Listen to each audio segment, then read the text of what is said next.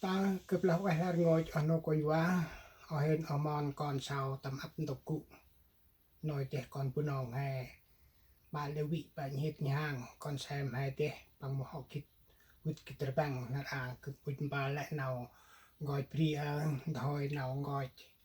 nào đi chiên bún nòng hè bún tam phút này để lên hay là bằng họ sao chi bà lại kun tộc an tộc đi bà hết nhang ấp tộc rồi đi cực cái mắm ba boy nào gọi pri thì giàu nào bún nòng cái này nè bự room smartดูสมมติอูแจปังhọ anhจับไปคือปล่อยเราเงยเราทีไตเกมหายกิดอีหมอกปังตามชามเก็บปรีแตกแต่จริงแล้วหมอกปังประยางดูเตียงปุงร่องอุ่นปุงยศรีหมอกหน่อยปุนองหายปูตัวหมอกหายหมอกปุนองตามปรีแต่เนี่ยตอนนั้นจะอักเอ็ดหน่อยหมอกปุนองแต่เนี่ย penong piat, penong prang, penong tip, penong cideng, penong krol, penong roong, penong nong, penong bela te penong gar, penong preh, penong lem, penong akan tam tung qua mọc penong hay chính là mọc e nói thế bằng bữa bữa phung mà rong phung nhớt bữa này e nói thế hay e lùi con sao nhả bằng cụ làm tuần tộc này jadi nak aku punya lot thoi ngoi đời này giờ là tầm đuôi số bằng ghét cứ một đời lẽ rác ô tầm cứ ngoi bắt mầm hung bắt jadi nak pu hamba tăng tầm pri ta khả năng này chính mọc bằng tục pri ta mà bữa bữa dục nằm lên tục trộm luôn pu ni u che cái này nè tầm ta keng chun nở tay ta nak đang hào sao đang tân tục bạc tục này jadi perayaan dia lah an kan mai mat arai lek dia mah yok nam brah yok nam nung nam giang yok nam pur nam piang yok map yok mok yok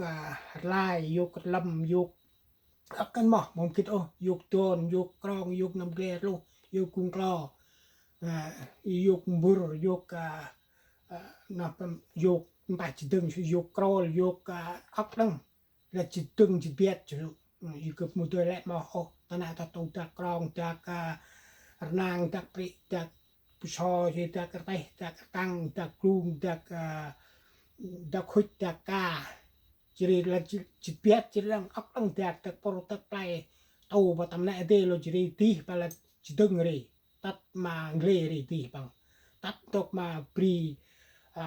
อุนราวันเดือนปรีแจงกรองยงเฉลปียุงยักษ์จิสุนะตอนนี้จริงปรีฮานามาดีปรีเพื่อเราตรงตัดตึงดวงวันเนี่ยยอดีกับตังปอยจอยนาวง่ายตำรวมสปอตาปังเกตังยอดีนั่นปูหลงก้อยตังตำปรีหมอกว่าอาบาวเนี่ยปูนตาละปรีจุนเนี่ยจำละปรีอุนราวันเรื่องหันบะปรีแจงกรองยงให้ปตักตะปรีอูกองให้ปรีเสรงโกล่ะก็เลยนะอาบาวละปูละอัมพงเซกอนนะปูญานตาละthành phố Hồ Chí Minhปูtàu rác thì thế rồi này chỉ chính là pri này chính là pri u gong hay còn lại là tầm tết là pri open nhà ta open chạy ao baraman gran buông bra biang bur buông grong cái này mà nói phung mặt pri rồi giàu tầm nàyอยู่ดีกึศถึงตอนแกมาใช้เนื้อทำไมเรากับวิ่งตำตกอีปูเราบ้าตำปรีองกวัดเนี่ยปูปอยปูใช้นั่นแหละปูจบแล้วจุดนั้นคือขันไม่กับวิ่งน้อยขันบังยัดหนาวขันบังไงก่อยปรีเหรอ tranh phù điêu với tay nghề tinh xảo và trí tưởng tượng phong phú vượt thời đại của nó đã đạt đến mức khó tin. Nó tuyệt hảo đến mức mà nhiều người cho rằng các di tích Angkor được tạo ra không phải từ bàn tay của con người mà là sự sáng tạo của các vị thần. Một trong những điều bí ẩn nhất dường như là mỗi ngôi đền ở khu phức hợp Angkor Wat sẽ tương ứng với một hành tinh lớn trong chòm sao Draco. Mối liên hệ giữa Angkor Wat và Draco là gì? Những câu hỏi này đã làm đau đầu nhiều nhà thám hiểm và các nhà nghiên cứu. Điều kỳ lạ nữa là Angkor Wat có các hoa văn điêu khắc mô tả những con thú đã tuyệt chủng hàng triệu, thậm chí hàng chục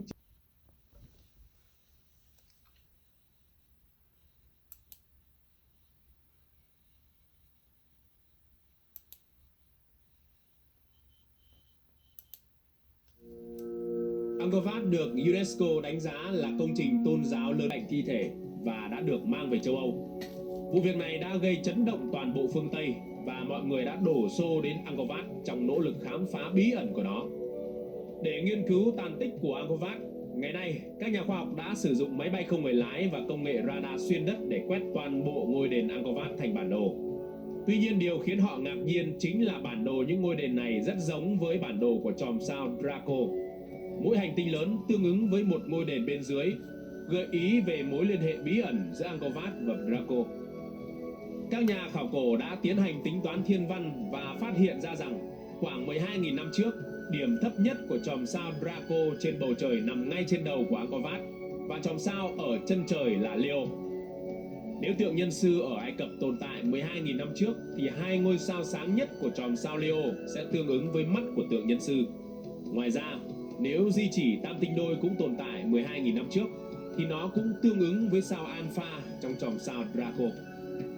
Những điều này đã làm dấy lên phỏng đoán và tìm hiểu của rất nhiều người. Người ta đã đưa ra một giả thuyết rằng đây không phải Leo da Maddalena, người đến thăm ngôi đền vào năm 1586, cũng đã kinh ngạc trước vẻ đẹp và sự vĩ đại của Angkor Wat và viết rằng đó là công trình xây dựng đặc biệt đến mức không thể miêu tả nó bằng bút mực. Đặc biệt là vì nó không giống bất cứ công trình xây dựng nào trên thế giới.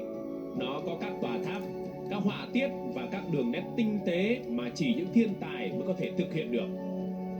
Một trong những giả thuyết nổi bật nhất về Angkor Wat là công trình này không phải được xây dựng bởi người Campuchia vào thế kỷ 12,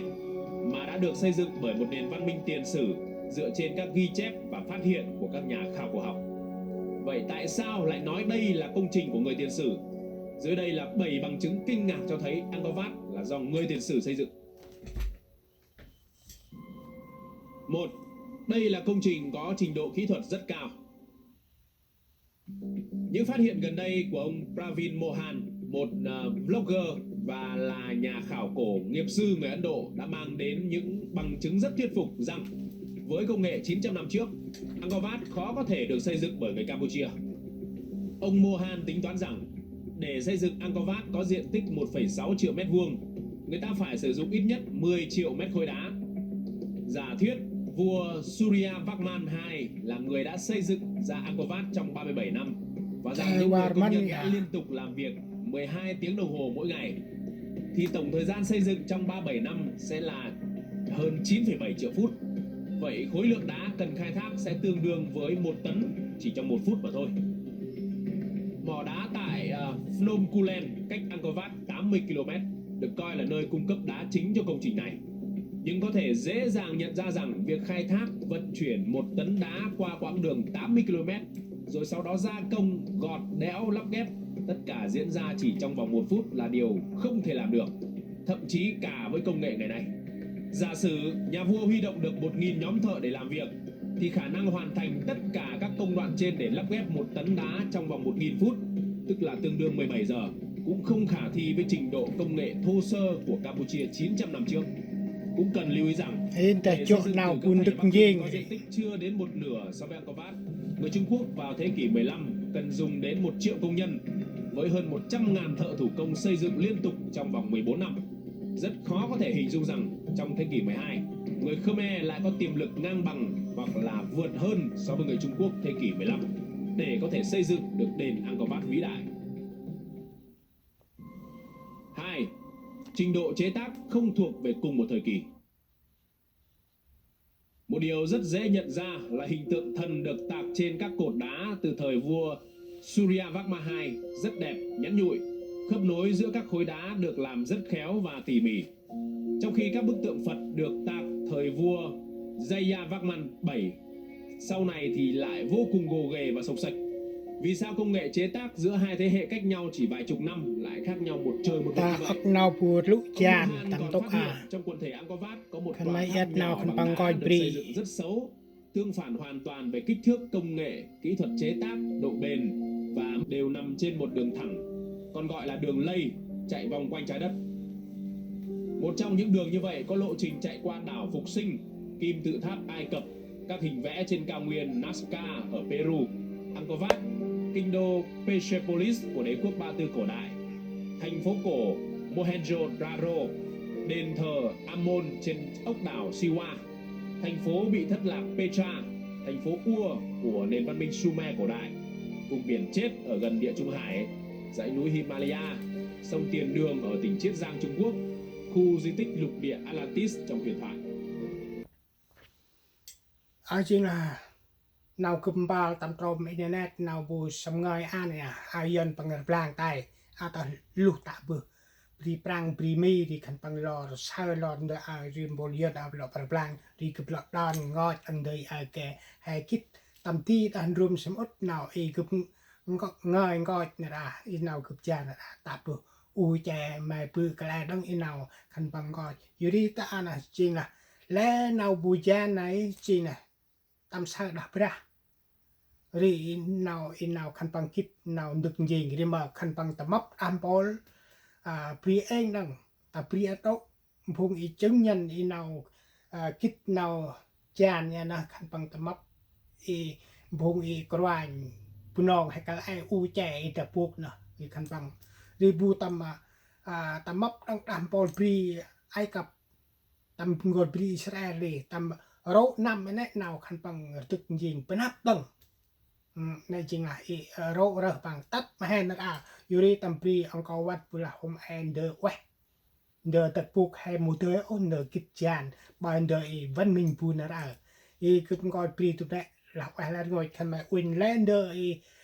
lịch sử bùn hay nào coi pri cái này nè u trẻ hay nằm cái này này tầm độc này bằng ác ngân yuri cứ tăng poi chơi tầm đùm smart bữa nào u trẻ bằng học bữa coi đang tầm vô được cái poi chơi là blang ta tầm độc đưa lại ô vô đi cực cái mà ăn khăn mai con sau bám bạc cúp tầm pri drone cúp pri dân bạc cúp bạc pri bờ tay bữa nào gà hay bữa nào prang số bữa nào đi bạc cúp tầm Sài Gòn này chạy khăn mai poi quên như này tầm độc cái này vô được hai sao hay là chính là cú tầm ngu đấy tầm đặc rong bảo vàng tầm vô cùng to vô cái này này tầm Budak Sarpa ta này chính là tộc đùm ngu pri hay là tầm to proto play này cứ coi tụi này lẹo mà khăn mà cặp quên cặp giặt chỉ chơi tài nào đi kèm hai mắt ở bay hai một cái ôn đợi nào thì lọ pu tạp pu con akari một cái đờ hè rái coi ở trên đờ lịch sử pu nong hà nam pu là nhân là lịch sử ra là pu nong nào coi pri pu cái này nè pu này để lên nè như đi cứ boy tầm nào người pu nong tạo u che để bằng sầm người chỉ hè lợn gì lọ bài tại cái này là hè họ rõ chi khăn bằng bài đã to rồi mốc nó là cứ ôi tiếng boy chơi tầm trôm internet boom bao là phun nam ba là phun mi nam phun prang nam phun Chin gì phun Liên Xô phun Israel phun pri Ai Cập ít pri đằng rồi khăn bằng sang lệ đợi quài tầm trôm nè chú